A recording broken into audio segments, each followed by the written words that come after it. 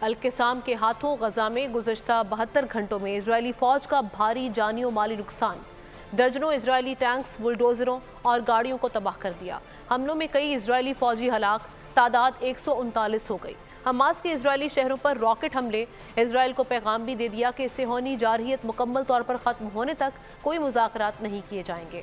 اسرائیل کی جانب سے جنگ میں وقفے کے لیے مذاکرات اور یرغمالیوں کی رہائی کی کوششوں پر حماس نے دو ٹوک جواب دیتے ہوئے واضح کر دیا ہے کہ فلسطین کا قومی فیصلہ ہے کہ اسرائیلی جارحیت مکمل ختم ہونے تک مذاکرات نہیں ہوں گے۔ مزاحمتی تنظیم نے غزہ میں امداد سے متعلق اقوام متحدہ کی قرارداد کو بھی ناکافی قرار دے دیا ہے۔ حماس کا کہنا ہے کہ UN قرارداد غزہ میں ہونے والے نقصانات کا ازالہ نہیں کر سکتی۔ فلسطینی سفیر کا کہنا ہے کہ اقوام متحدہ کی قرارداد درست سمت کی جانب قدم ہے۔ اسرائیلی جارحیت کے رد عمل میں حماس نے جوابی وار کرتے ہوئے تل ابیب پر نئے راکٹ حملے کر دیے۔ القسام نے غزہ میں گزشتہ 72 گھنٹوں میں اسرائیلی ٹینکوں، بلڈوزروں اور گاڑیوں کو بھی نقصان پہنچایا۔ حملوں میں متعدد اسرائیلی فوجی ہلاک ہو گئے۔ اب تک 139 فوجیوں کے ہلاک ہونے کی تصدیق کر دی گئی ہے۔